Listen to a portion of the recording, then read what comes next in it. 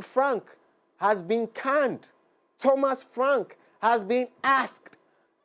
Thomas Frank has been sacked. What happened? A lot has happened, and I feel that particular game versus Newcastle was not the icing on the cake, but was the end of borrowed time. Why do I say so? A lot has been happening. Tottenham Hotspur have gone from winning the Europa League just a couple of months ago to hovering around the relegation zone and looking like they want to engage in a just hold that whole trying to drop down fixture. Why? How do you go from purchasing a lot of players for a lot of money and then you end up in this situation? It's quite simple. I'll break it down in three simple ways or three major reasons, and then we'll get into it deeper. So number one, home form has been terrible. Number two, injuries have not helped the issue.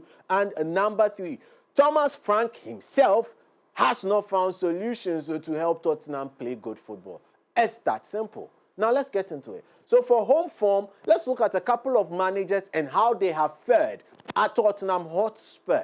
Now, Mauricio Pochettino is here. His name was being chanted yesterday, and there were a lot of chants of Mauricio Pochettino, but he's currently the USA manager. We'll get to talk about him a little later, but he has a win percentage of 55.9%. Antonio Toto Conte has a win percentage of 57.1%. So note that this is home games only. So Conte made the Tottenham Hotspur Stadium a fortress, playing 56 games and winning more than half of those. Pochettino also winning more than half of his games. Andres Villas-Boas, he is currently the president of FC Porto. He actually was a coach, tried being a coach, did not work out, and then he got into club administration. He also got himself some 53.7%. Now you look at all this, you meet Mourinho in here. He played 58 games at home and won 46.6% of that, almost half. Now, Ange Postecoglou got for himself 40.8%.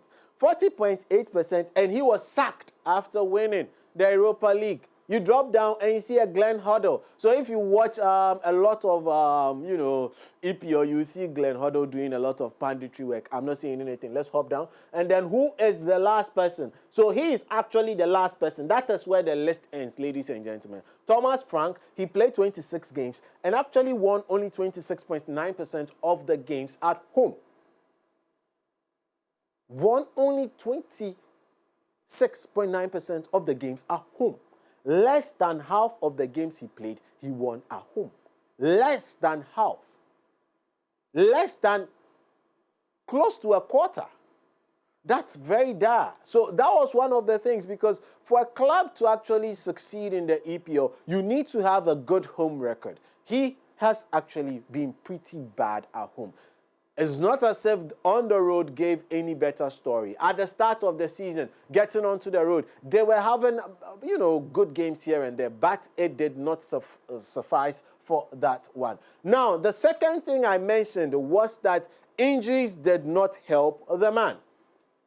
Let's quickly go through some injuries here. So, Wilson Odobe is also out. His injury is yet to even be diagnosed. We've got Destiny Udogie, who is on and off. He comes on, he plays 2 games. Next moment, he's injured. He's off the scene. He's injured. That should have given him more options. Now, Dejan Kulusevski has actually never kicked the ball under Thomas Frank. Yes, Dejan Kulusevski has never kicked the ball under Thomas Frank.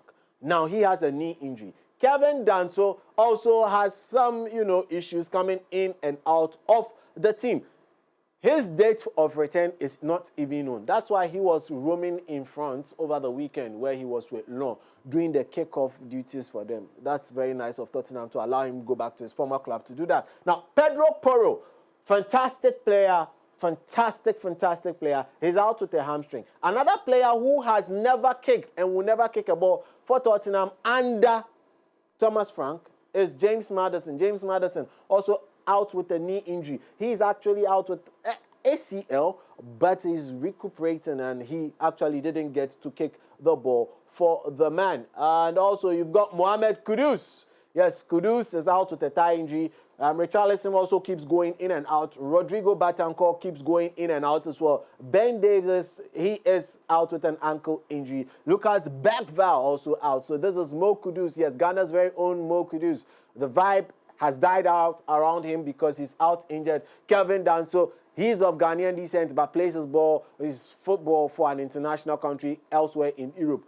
We wish we could have gotten him for our defense though, but we get to move on. He's also out with an injury. And also the gentleman, James Maddison, never kicked a ball for the man, Thomas Frank. He's also out with an ACL. And totally, this is how their injury situation currently looks like. And even with Dominic Solanke, he's just getting back. And he is, not so ready for the whole thing. And the captain, Fantastic, has let them down big time. Yeah, captain, Christian Romero, was seemingly playing to get them out of the league. That was what he was looking to do. It got to a point in time, we've had Christian Romero come out to say that against Manchester City, only 11 players were fit enough to play. Yes, only 11 first-team players were fit enough to play. So how did that happen? A team that almost caused City problems played a fantastic second half and have just found a way to disintegrate, getting knocked out of the FA Cup by Aston Villa, getting knocked out of the League Cup, now getting beaten in the league. But there are some bright spots that Thomas Frank left them with. We'll get into that. So this is the situation happening with them. With Jess Spence. Jess Spence even had an outburst with the coach, and he's currently out injured. We don't know when he is also coming back. Now let's cast our minds to what would be happening, what may have triggered the Tottenham board to take this particular decision. Now, look at the next couple of games they have. They are going to be playing Arsenal in the PL at the very ground that Thomas Frank has not been favoured. And what Tottenham Hotspur fans don't want is Arsenal winning the league. How do they prevent Arsenal from winning the league? By beating them.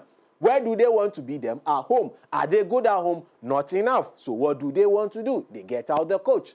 That is what may have gone on. Now look at other games as well. Another London derby against Fulham. Another London derby again against Crystal Palace. Then you have a game to be decided. That is the UEFA Champions League, one of the brightest sports that happened under Thomas Frank. And also they get to travel away to Liverpool. They get to play Nottingham Forest. They get to play Sunderland away at the Stadium of Light, one of the most difficult grounds to go to this season in the EPL. And then they get to also play Brighton. So now the question is, was it time, was it right for them to actually fire the man, Thomas Frank? I feel he was living on borrowed time. My opinions may not matter, but he found it extremely difficult to get Tottenham Hotspur to play good football. He found it difficult to make use of the players he had. He found it difficult to make Tottenham Hotspur create open chances from open play.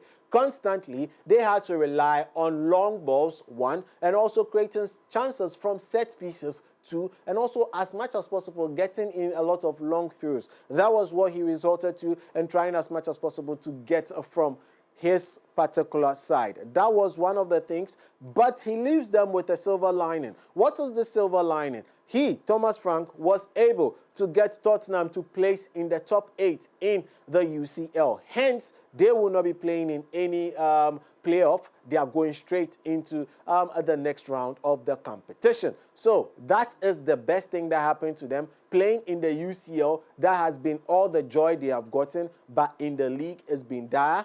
They've spent a lot of money, and it's not worked out for Thomas Frank. They thought they were getting the Thomas Frank who had spent 7 years at Brentford, making sure that Brentford became an EPL stay.